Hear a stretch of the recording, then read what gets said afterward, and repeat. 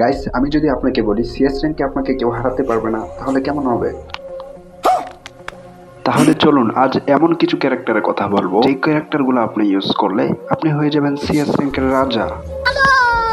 তাহলে চলুন মূল ভিডিওতে যাওয়া যাক।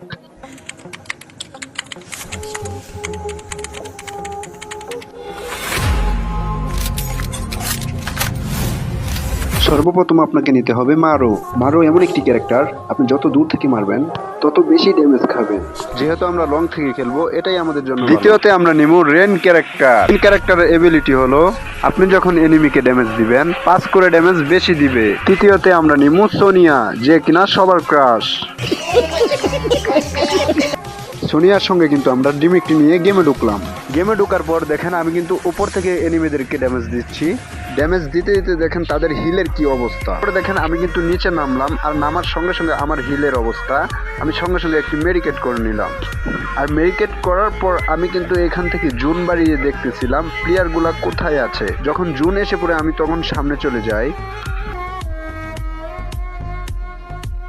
সামনে চলে যাওয়ার পর দেখেন আমার 3টা প্লেয়ার কিন্তু ডাউন হয়ে গিয়েছে। তো আমার টিমমেটরা সবাই আমাকে বলতেছে, ভাই যেভাবে হোক তুমি এই রাউন্ডটা আমাদেরকে এনে দাও। সঙ্গে সঙ্গে আমি সামনের প্লেয়ারটাকে একটি ওয়ান টেপ মারি, আরেকটাকে ডাউন করে দেই, তারপর আমি সামনের দিকে চলে যাই।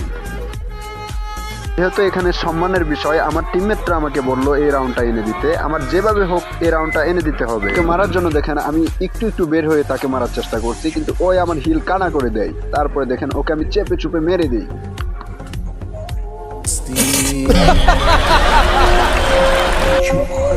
এরকম নতুন নতুন ভিডিও পাওয়ার জন্য সর্বপ্রথম আমার চ্যানেলটাকে সবাই সাবস্ক্রাইব করে দেন, আর একটি লাইক আর একটি কমেন্ট করতে কিন্তু কেউ ভুলবেন না।